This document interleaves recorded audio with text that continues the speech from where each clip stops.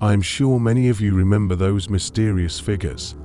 There were always strange and mystical rumors surrounding them. Today, you can often hear claims that they were the very first people to experiment on humans.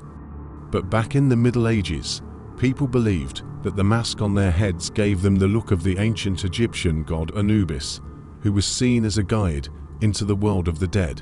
By their logic, this appearance was supposed to scare away various diseases, especially the bubonic plague. But in reality, things were almost the complete opposite. At that time, people truly believed that the plague was carried in smells, in bad air that rose up from the ground after earthquakes. That is why plague doctors filled the beaks of their masks with spices, herbs, garlic, basically anything that produced a strong odor. They thought it purified the air and kept the plague away. And on top of that, people deliberately avoided bathing. They believed that when you washed, your skin's pores opened, and through those pores bad air could enter your body. What they did not understand, however, was that by not washing, they attracted fleas. And each flea at that time could carry the plague.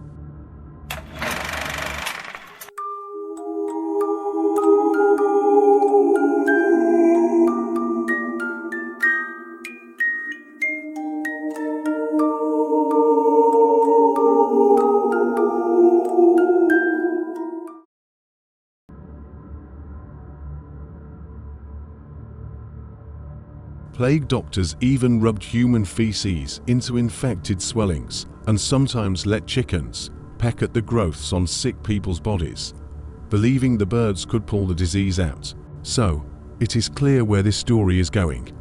Let us talk about how the plague began in the first place. It all started with a single rat crawling through the filthy, stinking streets in search of food. On that same day, a resident of 14th century Europe had not washed for weeks.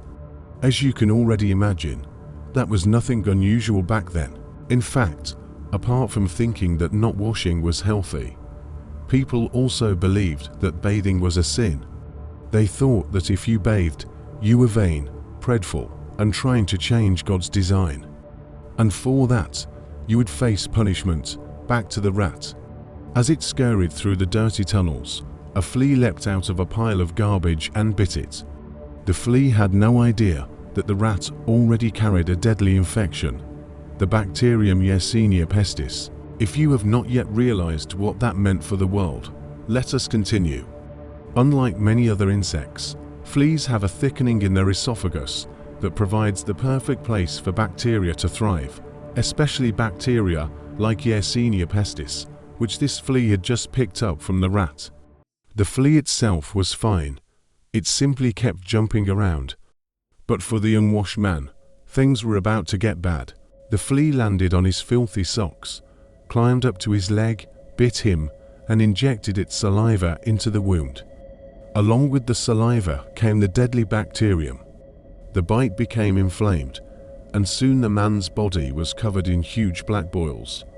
Within a few months, all of Europe was swept by a deadly disease that killed in just a few days. That disease was the bubonic plague.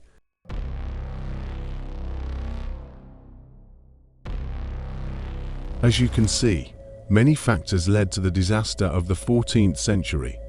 But fleas played the most crucial role. To understand why, compare them with mosquitoes.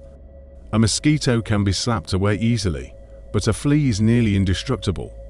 You cannot crush one between your fingers. Its body can withstand pressure 160,000 times its own weight. It can jump non-stop more than 30,000 times, and at impressive distances. There is another detail. Everywhere a flea lands, it leaves behind tiny black dots.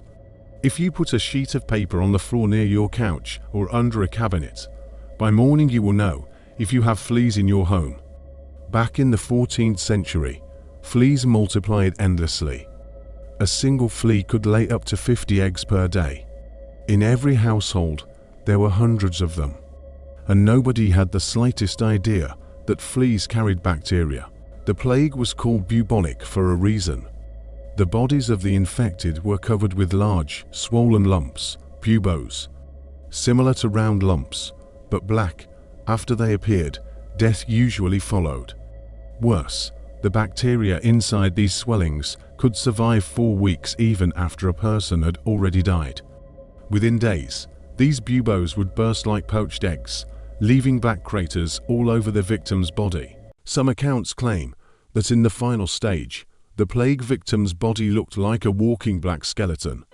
The plague first entered Europe from eastern China, where it had already killed more than 200 million people, about half the population at that time.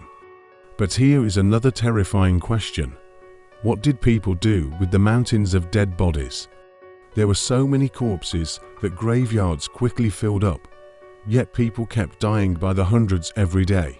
In some cities, cemeteries were built right in the middle of town, massive burial sites placed between residential houses. And sometimes, these sites cracked open, spilling corpses out onto the streets where people walked. This only helped the disease spread faster. The scariest part, though, is why the plague was impossible to defeat in the 14th century. People simply did not understand what it was.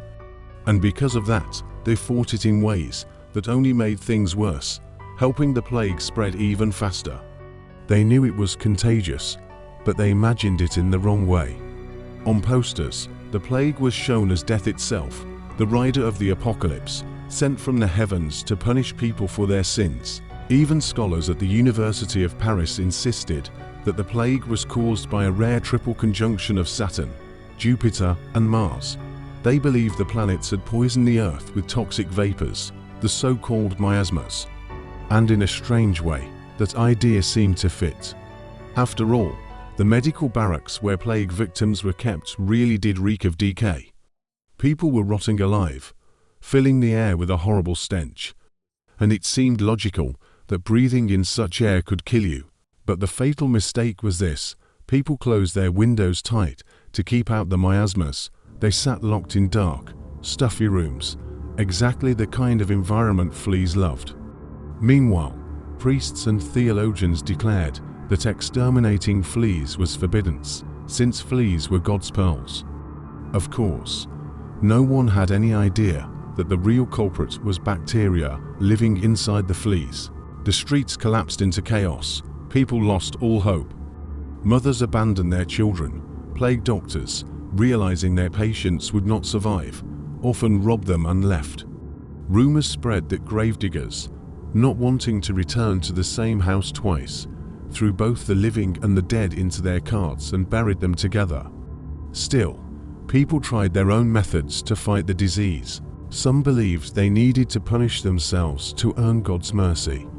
They whipped their own backs until they bled. A whole sect of such people emerged, calling themselves flagellants. Their mission was to travel from city to city, showing others how to fight the plague by whipping themselves. But this only made things worse. With their open wounds, they attracted more fleas.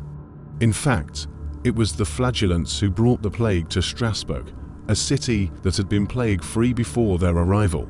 So, who was worse, the fleas or the flagellants? That is up for debate. And what about the plague doctors? With their sticks, they lanced open the swollen buboes on patients' bodies. Sometimes, they applied poultices made from leeches or even dried lizards. Basically, they used whatever they could find in their pockets. This went on until 1894. In that year, the bacteriologist Alexander Emil Jean discovered what the plague bacillus really was. For the first time, people finally understood the true cause, and they realized that the solution was simple: wash regularly, exterminate fleas, and maintain hygiene. Doing this alone reduced the chances of infection to almost nothing. Today, nobody is truly afraid of catching the plague. We like to say that humanity defeated it. But the truth is, that phrase is misleading. Yes, people began practicing hygiene. Later, a vaccine was developed. Antibiotics were discovered. But remember, the bacterium itself came from rats, and no one ever cured the rats. That means the plague bacteria still exist. No one ever wiped them out. They continue to live in rats, mice, and fleas. We just encounter them far less often. To make it even clearer, this bacteria is so resilient it can survive in ordinary soil for more than 7 months without needing a host at all. Even today, more than 2,500 people die every year in certain parts of the world. But here is something to think about. No matter how horrifying the plague was, and no matter how many millions it killed, in a strange way, it may have also benefited humanity. I know it is easy for me to say this while sitting here warm and comfortable, rather than in a plague barrack, covered with black boils. But if not for such a global catastrophe, people may never have learned the true value of life, how fragile and precious it is. It was only after the plague that the Renaissance began. Humanity took a deep breath and looked at life with new eyes. Art, culture, and daily life flourished. The church loosened its grip, and people began to live in the moment instead of constantly fearing only the afterlife. Scientists turned away from endless theology and finally began to explore the real sciences. They developed medicines, gunpowder, rat traps, and remedies for fleas. And in time, this led to the discovery of antibiotics, the tools we still use today to fight the plague more effectively.